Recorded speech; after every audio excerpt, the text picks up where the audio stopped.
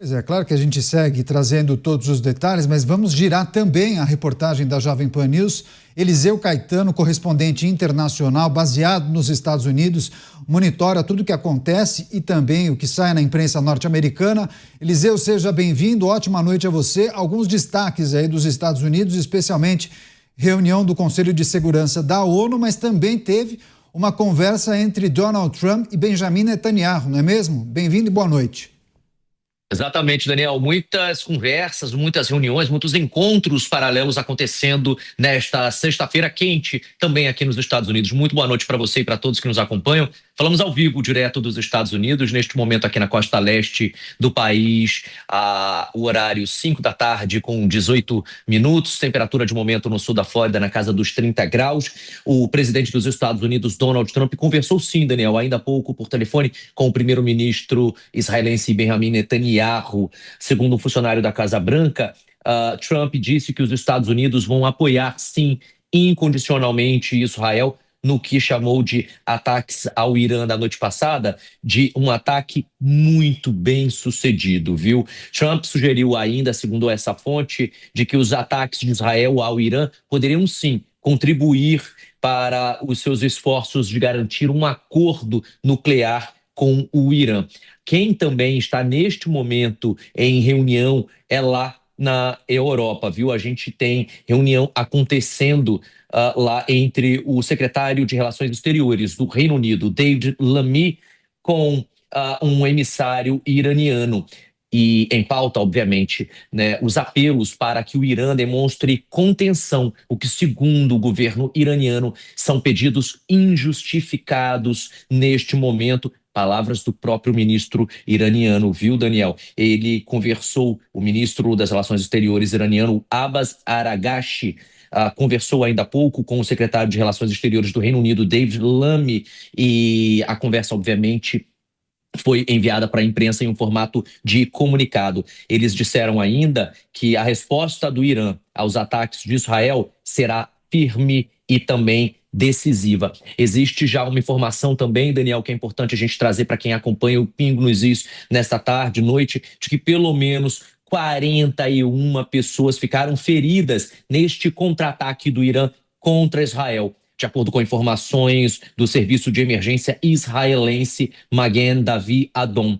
Entre elas, 2 pessoas que ficaram gravemente feridas e outras 2 pessoas que seguem internadas em estado moderado. As informações de hospitais individuais, segundo a rede de TV norte-americana ABC News, sugerem que podem haver dezenas de feridos em hospitais, alguns dos quais ainda não foram incluídos nos números do MDA, que é o Serviço de Emergência Israelense. 3 hospitais, o Centro Médico Suraski de Tel Aviv, o Centro Médico Sheba Tel HaShomer e o Centro Médico Rabin, relataram, portanto, aí um combinado de mais de 40 feridos até o momento. Agora, com relação, Daniel, às negociações nucleares, que foi tema, que foi pauta dessa ligação de Donald Trump com Benjamin Netanyahu ainda há pouco, ainda na tarde dessa sexta-feira, e obviamente também foi tema da conversa entre o ministro das Relações Exteriores iraniano, Abbas Araghchi, com o secretário de Relações Exteriores do Reino Unido, o David Lammy.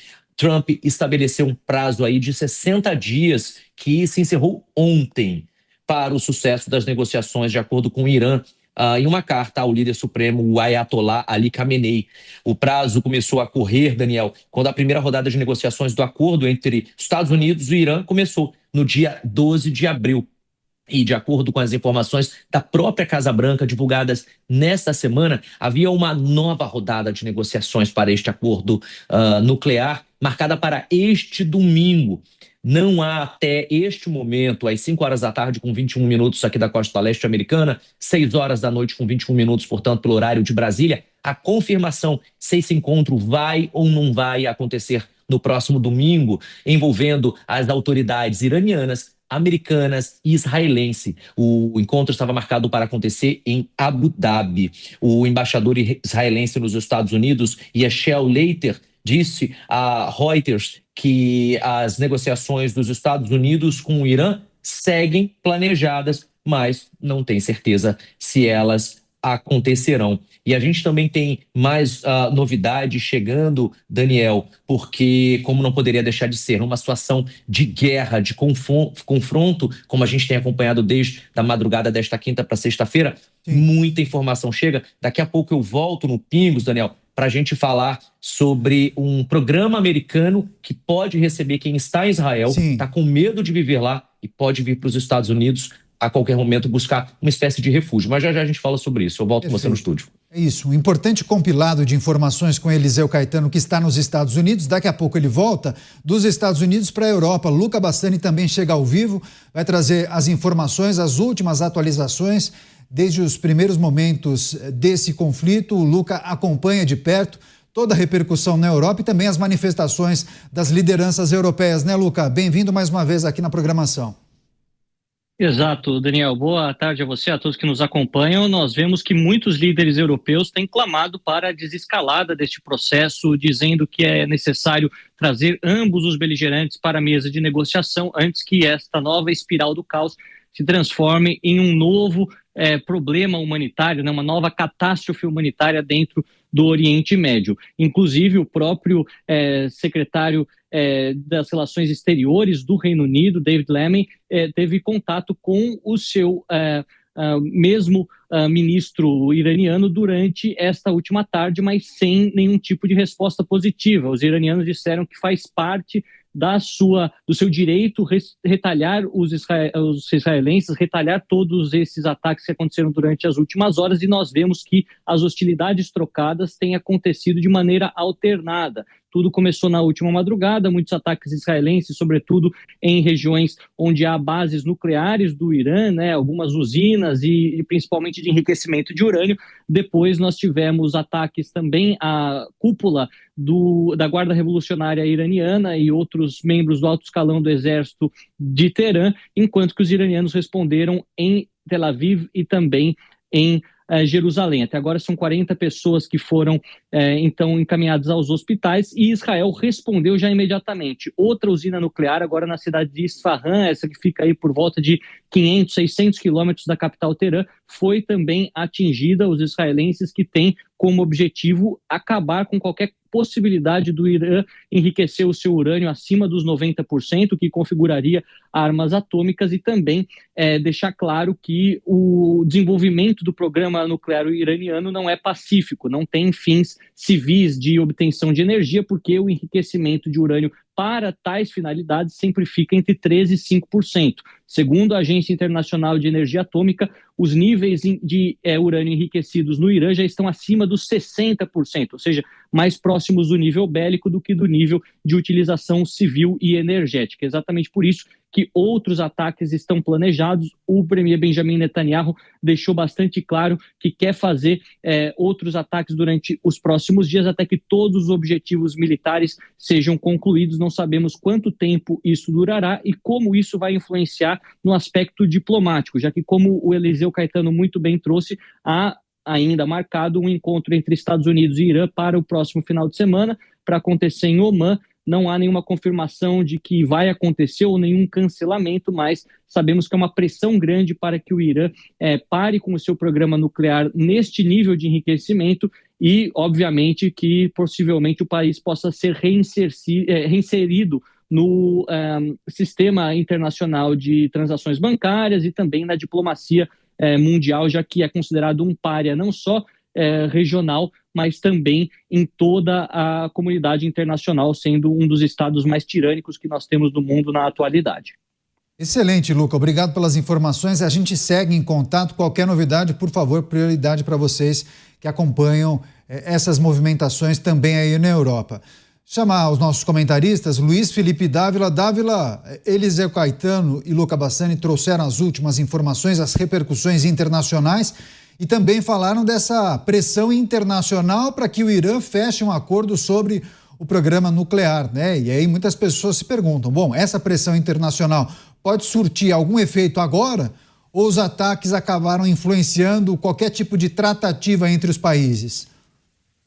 Difícil dizer nesse momento, né, Caniato? Porque uma vez atacado o Irã, nós não sabemos qual será a reação do Irã, porque finalmente o Irã é uma república, como nós chamamos, uma ditadura teocrática. No fundo, o poder está concentrado nas mãos justamente dos ayatollahs. Então, ou seja, mesmo que o parlamento, os políticos aprovem, tem que passar por esse conselho religioso, porque precisa ver se está de acordo com a religião, do Alcorão. Então, tem toda uma interpretação religiosa. Então, é muito imprevisível saber como o núcleo religioso que controla o poder no Irã vai reagir a este ataque.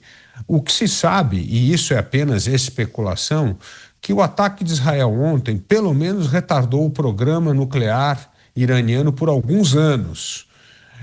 Isso ganha-se tempo, mas nós não sabemos qual será agora o ataque ou contra-ataque iraniano e como vai expandir para o resto da região. Por exemplo, uma das maiores ameaças e riscos que nós corremos no momento é o Irã fechar o Estreito de Hormuz, por onde passa grande parte do comércio do petróleo. Isso teria enorme impacto no restante do mundo, porque por ali é que passa grande parte do petróleo comercializado com o mundo.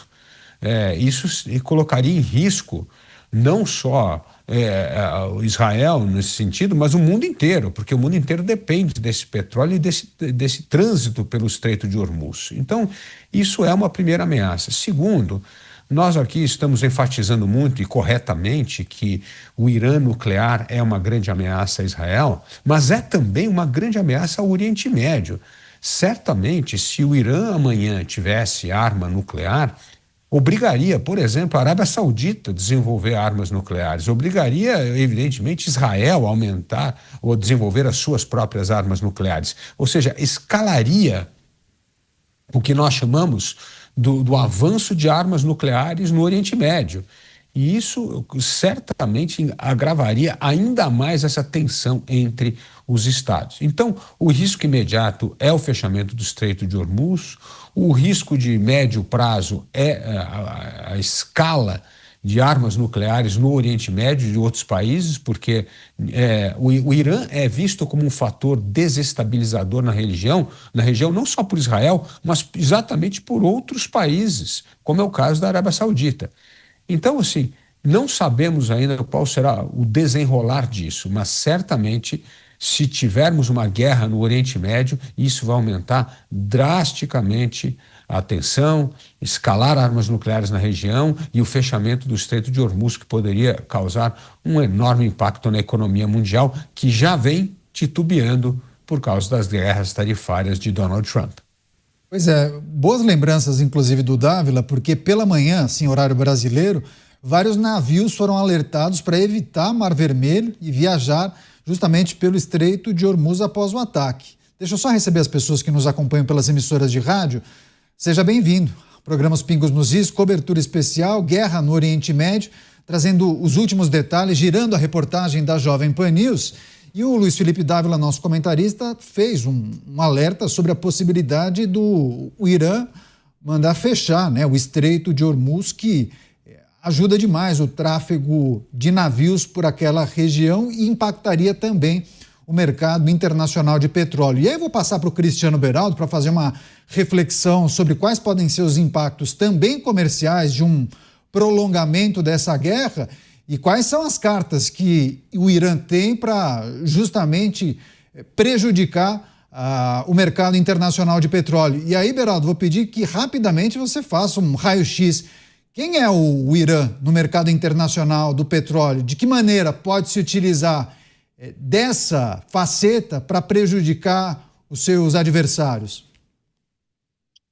Neto, é interessante porque o mercado internacional, né, o consumo internacional de petróleo, ele se equilibra entre a produção oficial dos países que fazem parte da OPEC, países que são produtores e conhecidos e não estão sob nenhum embargo ou sanção internacional, e aqueles países que enfrentam, sim, embargos e sanções. O Irã é um caso muito evidente, a Rússia também, apesar do Brasil receber bastante óleo diesel, sobretudo da Rússia, mas a Rússia enfrenta sanções muito severas, e o mercado, então, ele está equilibrado com a combinação desses dois tipos de produto que circulam o mundo afora.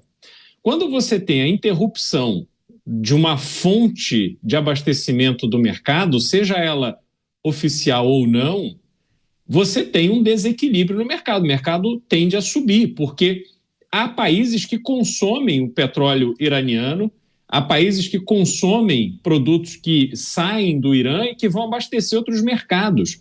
Muito desse produto, inclusive, você vê que são navios que carregam, eles saem de lá sem o transponder ativado, param em algum lugar e aí descarregam e de repente você já não sabe mais de onde veio aquele produto, alguém apresenta um documento dizendo que ele veio de outro país e o mercado faz vista grossa em geral para não ter uma crise de abastecimento.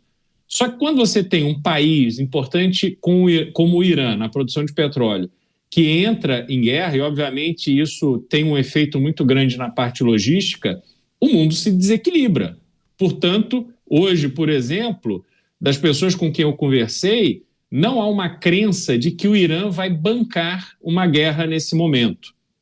A avaliação é que não faz sentido para o Irã ir contra Israel numa guerra efetiva. Uma coisa é retaliação. Então ele foi atingido, lançou seus mísseis e ficam nessa disputa distante de mísseis e drones. Isso é uma coisa. Outra coisa é a declaração de guerra, onde o Irã tem que cessar as suas conversas com os Estados Unidos. Os Estados Unidos que está já declaradamente suportando Israel, seja o caminho que for ser tomado, e isso causaria para o Irã, isso na avaliação do mercado, mais danos do que benefícios nesse momento. Então, possivelmente, essa temperatura ela deve baixar e, de alguma forma, deve se encontrar um caminho para seguir adiante sem maiores repercussões. E uma questão logística que foi dita pelo Dávila, né, essa questão do Estreito de Hormuz, o Estreito de Hormuz ele separa os Emirados Árabes ali do Irã numa faixa muito pequena de água. Para nossa audiência ter ideia, ainda hoje existe uma série de pessoas que têm barcos razoavelmente rudimentares ainda, mas que levam produtos de Dubai para o Irã e fazem esse comércio ali atravessando o Estreito de Hormuz. Isso faz parte do abastecimento do próprio Irã. É uma tradição que existe ali e isso continua, apesar de todas as listas de embargos e sanções impostas ao Irã, mas esse comércio continua. Quer dizer, o Irã é um player importante. E uma coisa interessante, Canhato, apesar dessa grande influência religiosa no Irã, que é uma cultura que depois a gente pode se aprofundar, mas é uma cultura assim, bastante peculiar, digamos assim, você tem no Irã um nível intelectual, assim, uma elite cultural e intelectual bastante avançada. Então, por isso o Irã consegue ir sobrevivendo e se fortalecendo, apesar de estar sempre ali no foco desses conflitos.